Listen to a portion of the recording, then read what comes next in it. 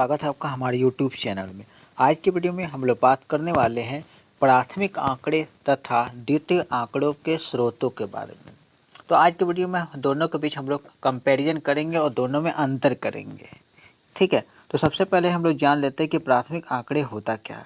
प्राथमिक आंकड़े वे आंकड़े होते हैं जो क्या कहते हैं, लोगों के साथ पर्सनली जाके मिल करके उसके साथ फ़ोन से बात करके या फिर लेटर के थ्रू से सारी जानकारी एकत्रित किया जाता है।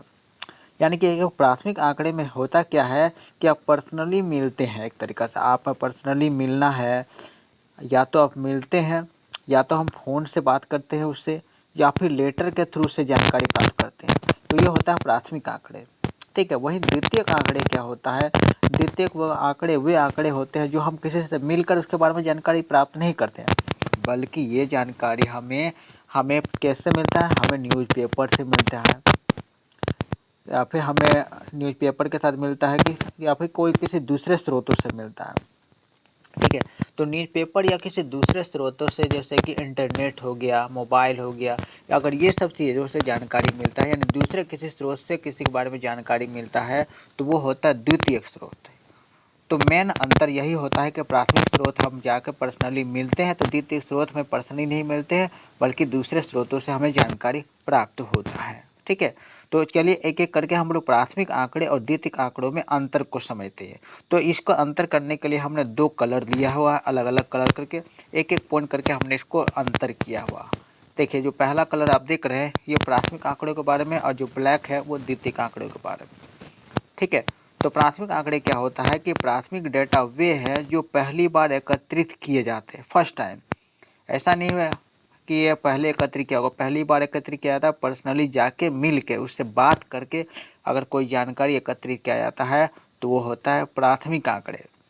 जबकि द्वितीयक डेटा में क्या होता है कि उन डेटा से है जो पहले से ही किसी अन्य व्यक्ति द्वारा एकत्रित किए जा चुके हैं। यानी द्वितीयक आंकड़ा क्या होता है कि किसी चीज़ के बारे में, किसी चीज़ का आंकड़ा के बारे में पहले से ही कोई जानकारी एकत्रित कर लिया है और उससे अगर हम जानकारी लेते हैं तो वो होता है द्वितीयक आंकड़ा।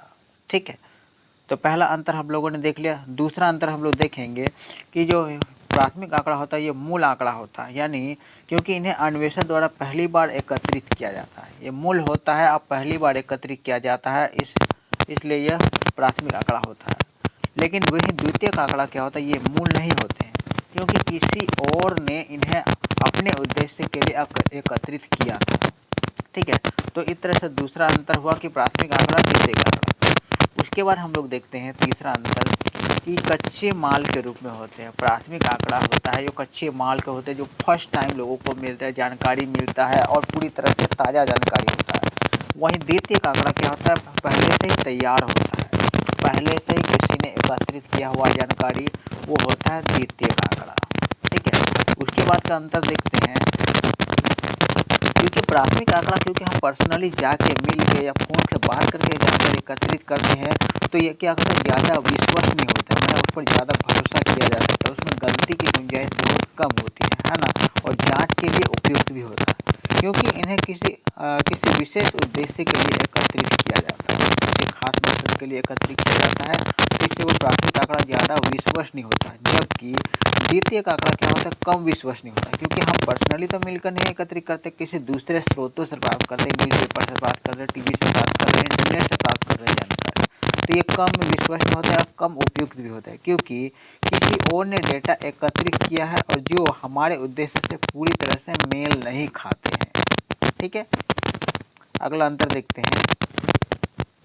प्राथमिक डेटा एकत्रित करना समय और धन दोनों के दृष्टि से काफ़ी महंगा होता है, क्योंकि प्राथमिक आंकड़ा में क्या होता है, अगर कभी कभी ऐसा होता है कि बहुत बड़े आबादी में जब आंकड़ा एकत्रित करना होता है तो उसमें समय भी ज़्यादा लगता है। ठीक है, और धन भी ज़्यादा खर्च होता है। ठीक है, समय भी ज़्यादा लगता है, धन भी ज़्यादा खर्च होता है, तो थोड़ा महंगा कह सकते हैं प्राथमिक आंकड़ा एकत्रित करने का प्रोसेस को। वहीं जो द्वितीयक आंकड़ा होता है कि डेटा के लिए समय कम लगता है और धन की आवश्यकता बहुत कम होता है, क्योंकि ये तो पहले से ही ऑलरेडी किसी ने डाटा एकत्रित करके रखा, तो हम डाटा को तुरंत प्राप्त कर लेंगे, इसमें हमें समय ज़्यादा नहीं लगेगा, धन की भी ज़्यादा बर्बादी नहीं होगी, इसलिए इसे हम किफ़ायती कह सकते हैं, यानी सस्ता कह सकते हैं। ठीक है, अगला है देखिए, प्राथमिक डेटा का जो उपयोग करते समय किसी विशेष सावधानी या संपादन की आवश्यकता नहीं होती, क्योंकि इन्हें एक निश्चित उद्देश्य से एकत्रित किया जाता है।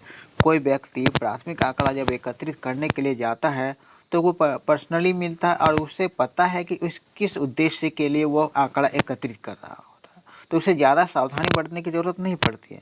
लेकिन वहीं पर जब हम द्वितीयक आंकड़ा बात करते हैं तो कोई किसी दूसरे व्यक्ति ने कोई आंकड़ा एकत्रित किया था, वो दूसरा व्यक्ति अपने मकसद के लिए आंकड़ा एकत्रित किया था, और हम जब उस आंकड़ा को अपने मकसद के लिए उपयोग करेंगे तो थोड़ा सावधानी बरतना पड़ता है।